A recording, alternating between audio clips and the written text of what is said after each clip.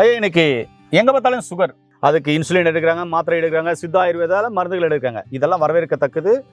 அதெல்லாம் உயிர்காக்க மருத்துவம் தொடர்ந்து எடுத்துக்கோங்க. இப்போ சித்த மருத்துவத்துல வயிற்று புண்ணை ஆற்றுவதற்கும் அதே சமயத்துல சுகரை கட்டுப்படுத்துவதற்கும் தொடர்ந்து எடுத்தாக்க அது சரிநிலைப்படுத்துவதற்கும் மூலிகை இருக்குன்னு சொல்றாரு. அது என்ன மூலிகை ஐயா? அதான் சார் கோவை இலை. கோவை இலை.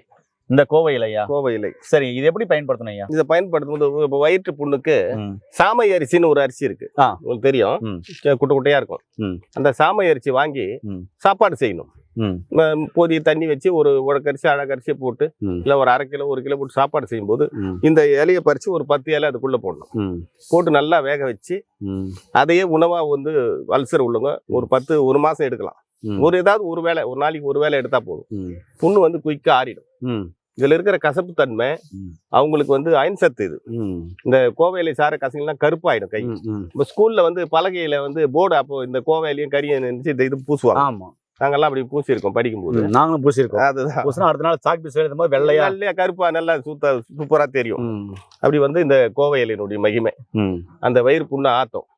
அடுத்து வந்து பாத்தீங்கன்னா இதனுடைய பூ இருக்குல்ல, ஆமா, இந்த பூ சில பேருக்கு சுகர் உங்களுக்கு வயிறு திக்கு திக்குன்னு எரியும். ஆமா, அவங்களுக்கு வந்து ஒரு 10 பூ எடுத்து அரைச்சிட்டு கொஞ்சம் வெண்ணெய் கலந்து 3 நாளைக்கு சாப்பிட்டா போதும் அந்த வயிறு எரிச்சல் உடஞ்சிடும்.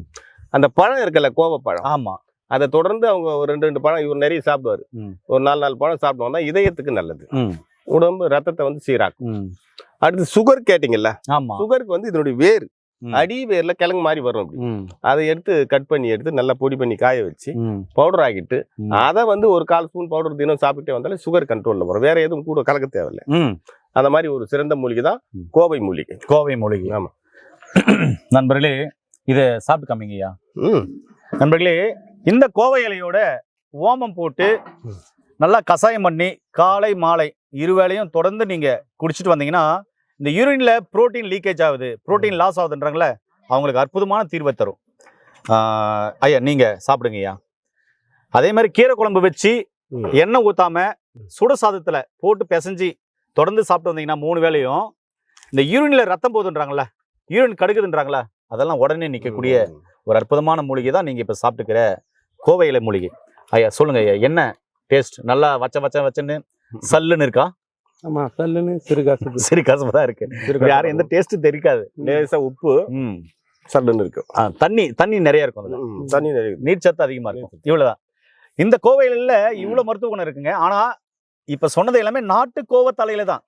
அந்த காலத்துல கூட்டுக்கீரையா கோவக்கீரையும் பறிச்சு சமைச்சாங்க. அதனாலதான் ஆரோக்கியமா இருந்தாங்க. அதே மாதிரி வாரத்துக்கு 2 முறை தனியாவும் செஞ்சு சாப்பிடலாம். அதாவது பிபி உள்ளவங்க, சுகர் உள்ளவங்க, பைல்ஸ் உள்ளவங்க, வயிற்று புண்ணு உள்ளவங்க இதை தாராளமா பத்தியும் இருந்து எடுத்துக்கலாம். சுகர் உள்ளவங்களுக்கு எல்லாம் மிக அற்புதமா வேலை செய்யும். நீங்க சாப்பிட்டு பாருங்களேன், கோவக்காயில அவ்வளவு மருத்துவ குணங்கள் இருக்கு. அதோட சேர்த்து நீங்க எடுக்கிற மருந்து மாத்திரைகள் தொடர்ந்து எடுத்துக்கோங்க. படிப்படியா அந்த மருந்து மாத்திரைகளோட இந்த உணவு முறையை மாற்றும் போது உங்களுக்கு இந்த சுகர்ன்றது வந்து நில்லுக்குள்ள கொண்டு நிற்கும். அந்த உணவியல் முறை மாற்றணும், வாழ்வியல் முறை மாற்றணும், சரிவிகித உணவு எடுக்கணும், சரியான நேரத்தில் உடற்பயிற்சி செய்யணும். உங்க உழைப்புக்கேற்ற உணவும் உணவுக்கேற்ற உழைப்பும் இருந்தாக்க நோய் நொடி இல்லாம ஆரோக்கியமா வாழலாம். நல்லதை பகிர்ந்து ஆரோக்கியமான சமுதாயத்தை உருவாக்குவோம். நான் உங்கள் அன்பு சோனா ஹரிதாஸ். மீண்டும் இன்னொரு அருமையான பதில் சந்திக்கலாம். நன்றி, வணக்கம். வணக்கம் ஐயா.